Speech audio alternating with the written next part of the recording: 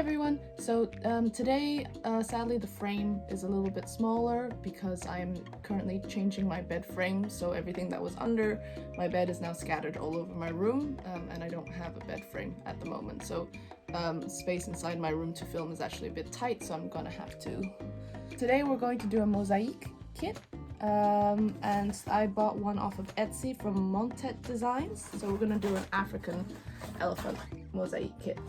And in this kit we have the template, the shape for the elephant, the backboard where we're going to stick the mosaic stones on, PVA glue, and the powder that goes on top is called the grout powder, and these stones. Now these ones are just for the outer rim there. All the other stones I have already cut into pieces. They did arrive full squares.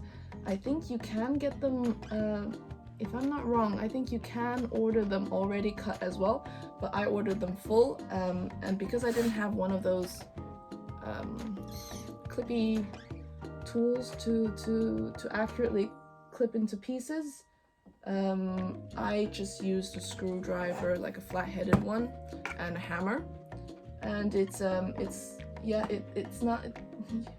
ideally I should have used one of those. I'll have to look up the name of them, but yeah, so I've hammered them already, and they look a little bit like that.